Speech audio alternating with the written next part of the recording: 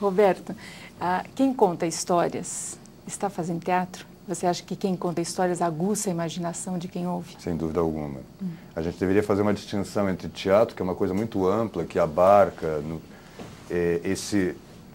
o que hoje em dia a gente chamaria de artes performáticas, que inclui tanto uma narrativa, contar uma história, quanto o drama, quanto dança, quanto a própria música executada ao vivo, né? Então, fazer essa distinção, quer dizer, o drama, isto é, a ação que ocorre diante de mim, onde quem está contando a história não me conta o que aconteceu com o outro, mas age, imita a ação desse outro diante de mim, aqui e agora, é o que a gente chama de drama, né? E a narrativa tem um aspecto distanciado. A narrativa sempre me conta algo que não está acontecendo agora, né? E, portanto, ela não é dramática, mas ela é teatral. Então, nós temos grandes peças de teatro que têm uma estrutura básica narrativa e não dramática, né? No teatro contemporâneo é muito comum.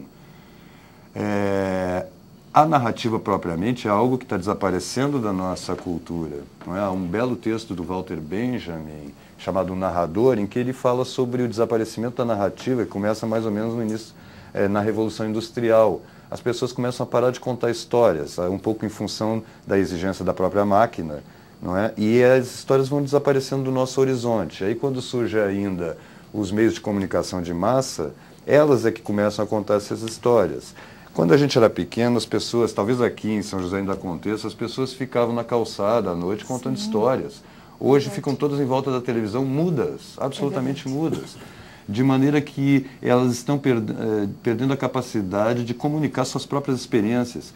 E isso não quer dizer que elas estejam perdendo a capacidade de comunicar para o outro. Não, se elas não comunicam para o outro é porque elas não comunicam para si mesmas. Elas estão perdendo contato com a própria experiência, com o mundo concreto, real, e habitando um mundo ficcional, abstrato, né?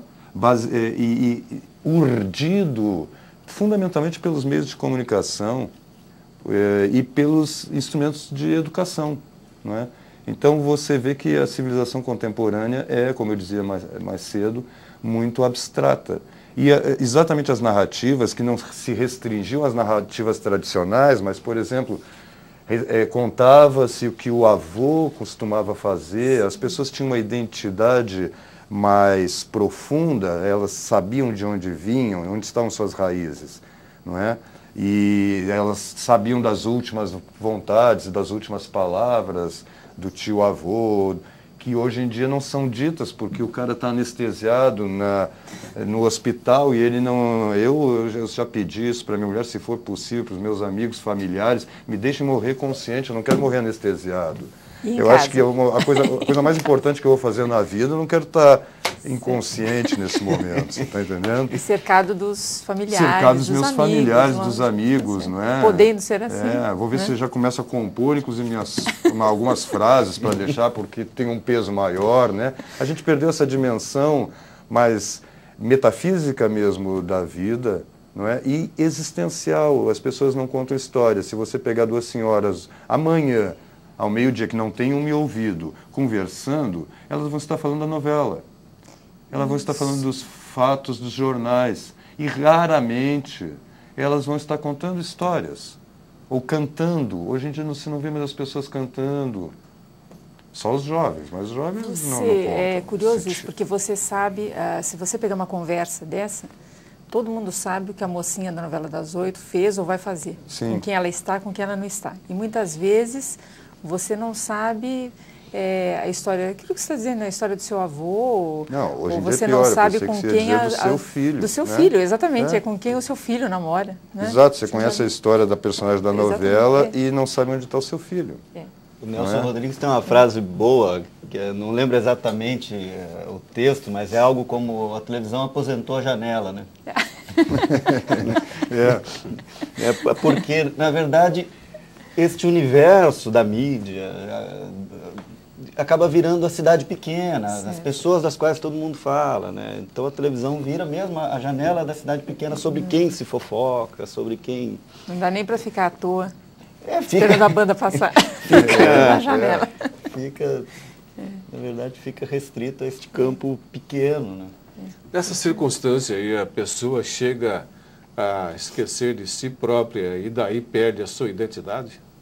É possível, eu acho que sim. Acho que muitos de nós, na verdade, a gente toma por dado o que se conhece, mas a gente se conhece muito pouco, mesmo quem procura se conhecer. Aliás, quem procura se conhecer que começa a descobrir que se conhece muito pouco. Não é? Então, acho que sim, acho que as pessoas se conhecem muito pouco e cada vez menos.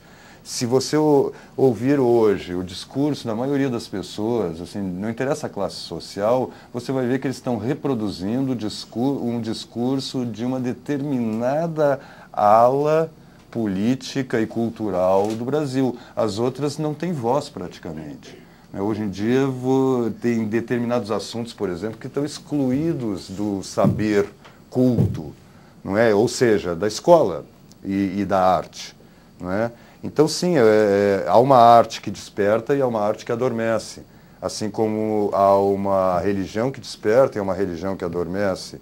Assim como há uma educação que desperta e uma educação que adormece. E quando você acredita que você vai reformar o mundo a partir de princípios racionais e matemáticos, você acaba fazendo com que as pessoas se tornem números para que possam ser manipuladas.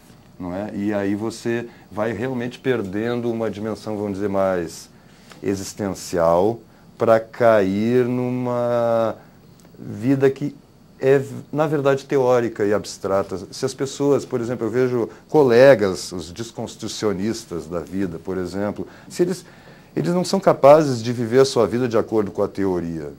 Eles não são capazes de aplicar aquilo no seu dia a dia de fato. Por quê? Porque há uma certa desvinculação entre o pensamento teórico e a realidade.